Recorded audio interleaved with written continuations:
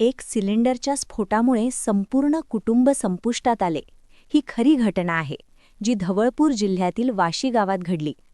पण ही कथा सांगण्याआधी मी तुम्हा सर्वांना एक विनंती करतो.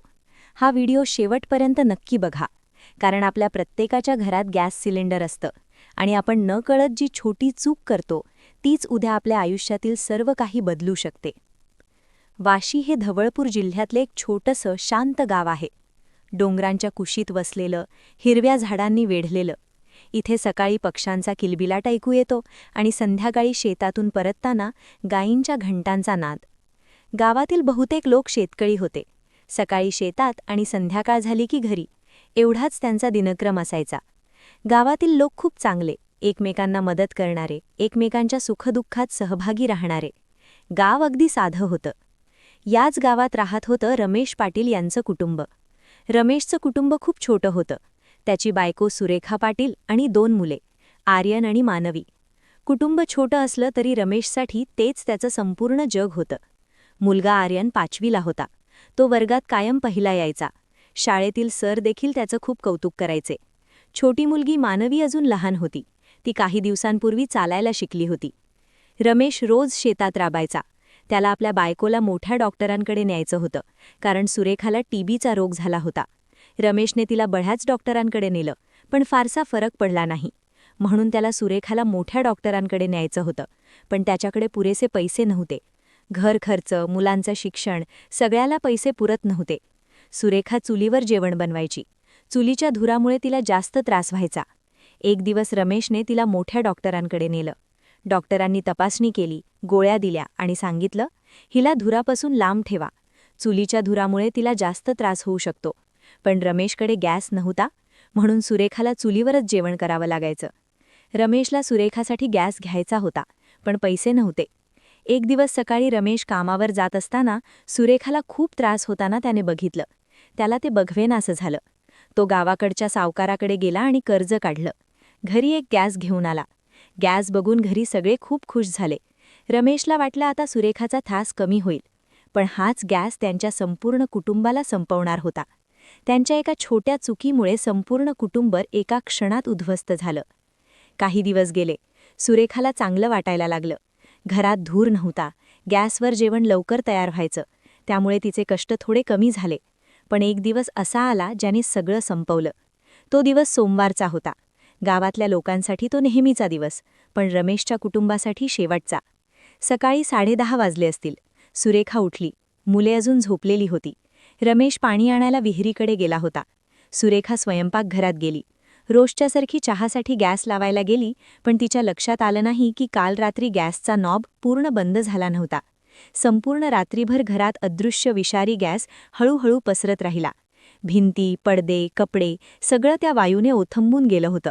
पण तो वास इतका हलका होता की कोणाच्याच लक्षात आलं नाही. सुरेखाने जशी काडी पेटवली तशी एक क्षणभर चमक झाली आणि पुढच्याच क्षणी धडा, एक भयंकर स्फोट झाला. संपूर्ण घर हादरलं. पडदे हवेत उडाले.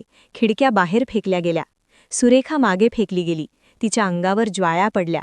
मुले झोपेतून घाबरून उठली. आर्यन किंचाळला, आई! पण काही क्षणातच संपूर्ण खोली आगीत गुरफटली. लहान मानवीचं ओरडणं ऐकून गावभरचे लोक दचकले. रमेश पाणी घेऊन परत येत होता. त्याच्या डोळ्यासमोर घरातून उठणारा काळा धूर दिसला.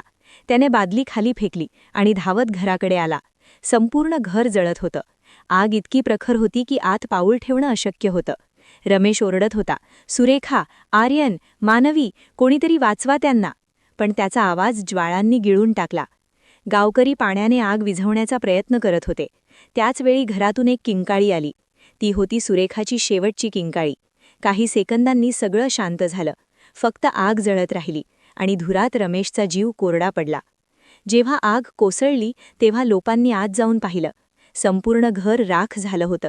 भिंती कोसळल्या होत्या आणि त्या राखेमध्ये 3 सावल्या दिसत होत्या. सुरेखा, आर्यन आणि मानवी.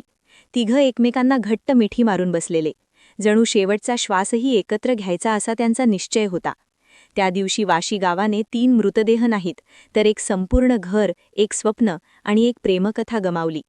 रात्री गावात कोणी झोपलंच नाही. लोक म्हणतात त्या रात्री रमेश आपल्या घराच्या दिघाऱ्याजवळ बसून रडत होता.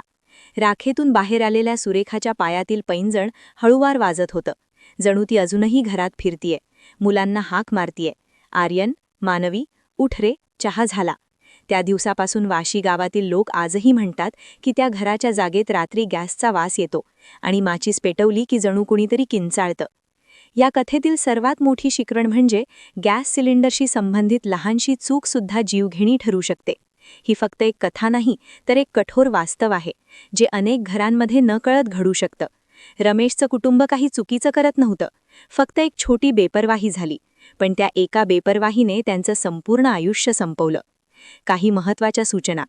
स्वयंपाक झाल्यानंतर गॅसचा नॉब पूर्ण बंद आहे का हे नेहमी तपासा. छोटासा विसरही कधी मोठ्या दुर्घटनेचं कारण बनू शकतो.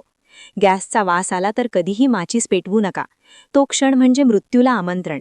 अशा वेळी खिडक्या दारे उघडून गॅस बाहेर जाण्याची व्यवस्था करा आणि रेग्युलेटर बंद करा. घरात नेहमी हवा खेळती ठेवा, म्हणजे गॅस लीक झाला तरी तो घरभर पसरत नाही. मुलांना आणि वृद्धांना गॅसच्या वापराबाबत जागरूक करा. त्यांना गॅसचा वास, नॉब बंद करणे आणि धोक्याची चिन्ह ओळखायला शिकवा. गॅस पाईप, रेग्युलेटर आणि स्टोव्हची वेळोवेळी तपासणी करा. जुनी पाईप बदलायला कधीही विसरू नका. जीवन किती नाजूक असतं हे या घटनेने दाखवलं गेलं. रमेशने गॅस घेतला कारण त्याला आपल्या बायकोचं आयुष्य वाचवायचं होतं, पण नशिबाने त्याच गॅसने त्यांचं सर्व काही हिरावून घेतलं. म्हणूनच म्हणतात, सावधानता हीच खरी सुरक्षा. आपल्या घरात, आपल्या आयुष्यात प्रत्येक क्षणी काळजी घ्या, कारण कधीकधी एक छोटीशी चूकही संपूर्ण जग बदलून टाकते.